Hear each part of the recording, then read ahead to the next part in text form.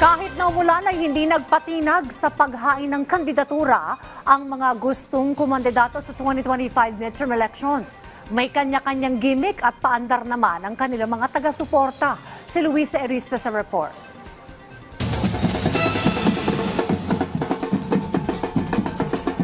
Kanya-kanyang tambol ng drum at kanya-kanyang sigawan. Ganito ang eksena sa labas ng Manila Hotel. Sa gitna ng panakanakang buhos ng ulan, tila maagang nanggigising ang mga taga-suporta ng mga nais kumandidato para sa national position sa 2025 elections. Unang nagpaingay ang supporters ni Agri Party List Representative Wilbert Lee na nais kumandidato bilang senador. Alas 6 pa lang ng umaga, pumorma na sa Quirino Avenue ang mga supporter na may dala pang mga karatula. Pero hindi naman nagpatalo ang iba pang supporters ng ilang party list nominees, tulad ng Kabayan Party List na may paparada pa bukod sa tambol.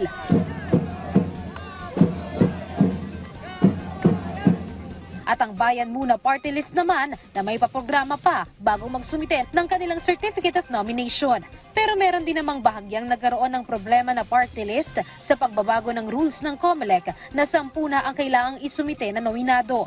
Tulad ng AGA Party List na 5 lang ang unang bit-bit na nominees. Pero agad naman nila itong nagawa ng paraan at nakapagsumite pa rin sila ng Certificate of Nomination. Kita-kita naman ng taong bayan kung sino talaga ang tunay na galing sa sektor.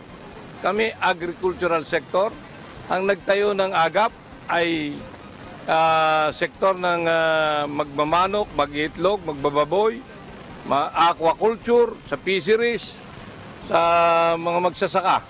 Madalit sabi, talagang galing ito sa mga itong AGAP ay itinayo ng mga nasa sektor na agrikultura.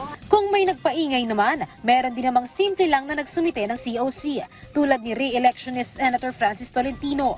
Mayroon ding isang vlogger na aspirante sa pagkasenador. At mayroon pang isang matanda na siya mismo, bit-bit niya ang kanyang sariling karatula at tahimik na nag-file ang kanyang COC sa pagkasenador.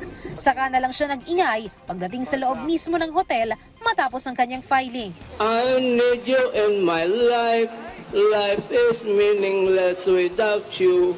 Marami na akong events na nag-file ng COC na disqualified. Pero ngayon, may kausap na ako sa IPA office pagtatanggol sa akin sa disqualification. Sabi naman ng Manila Police District, kahit inaasahan talaga nila na may mga taga-suporta na dadagsa sa Quirino para suportahan ang kanilang mga manok, hindi naman nila paaalisin ang mga ito. Sinisiguro rin nila na maayos at ligtas ang buong pasilidad ng COC filing.